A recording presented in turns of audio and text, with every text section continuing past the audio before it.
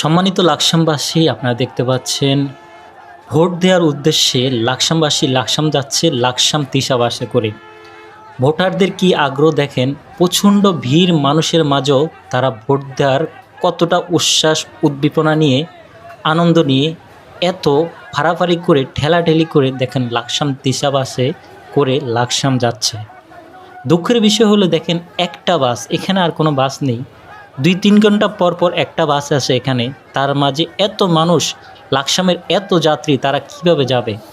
এই একটা বাসে দেখেন প্রচণ্ড মানুষ ওঠার জন্য, মানে কোনো সিরিয়াল নেই, কোনো সিরিয়াল মেনটেন নেই, কিন্তু তারা এই বাসে করে যাবেই। এক কথা শেষ, ভোট দিতে হবেই, তাদের বাসায় যেতে হবে। অবশেষে আমি আমার ফ্যামিলি নিয়ে আসছি, আর এভাবে কোনো ফ্যামিলি নিয়ে যাওয়া অসম্ভব। একটু পরে আপনাদেরকে আরও বিস্তারিত ভিডিওতে দেখাবো যে এক বাসে কত হাজার মানুষ যায়। দেখেন এখনও বাসের বাইরে অনেক যাত্রী দাঁড়িয়ে আছে, তারা কিন্তু সবাই লাকসামের যাত্রী। তো অলরেডি এই বাসের ভিতরে যাত্রীর অভাব নেই, যাত্রী দিয়ে ভরপুর, পুরা সিট তো পড়ছে, পুরা বাসের ভিতরে মানুষ দাঁড়িয়ে দাঁড়িয়ে যাওয়ার জন্য প্রস্তুত। এক কথা শেষ, লাকসাম তিশা বাসে যেতেই হবে। যাই হোক, এভাবে গাদাগাদি করে বাসে করে যাওয়াটা কতটা রিস্কেবল, মানে এটা সচেতন নাগরিক যারা তারা জানে। এভাবে গাদাগাদি করে না যাওয়াটাই আমি মনে করি বেটার। আমরা ভাড়ার ব্যাপারেও একটু জিজ্ঞেস করব যে কত টাকা করে ভাড়া নিচ্ছে তারা। চলুন দেখি, একটু মতামত নিই।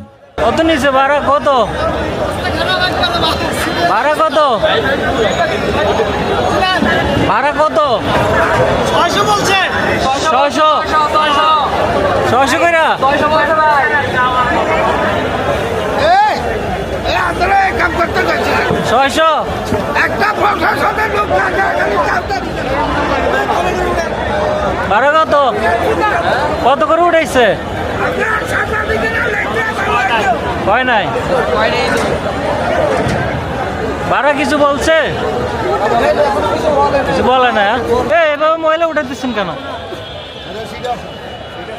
এভাবে রিক্স না, এভাবে মহিলা উঠে পিছন দিয়ে নেওয়া যায় না। এভাবে মহিলা উঠেন কেন আপনারা?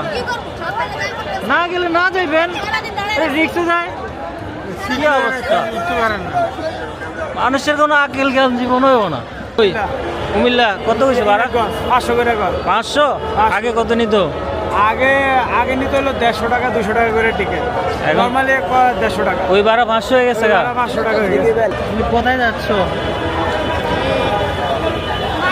বাড়িতে। কোথায়? লাকসাম?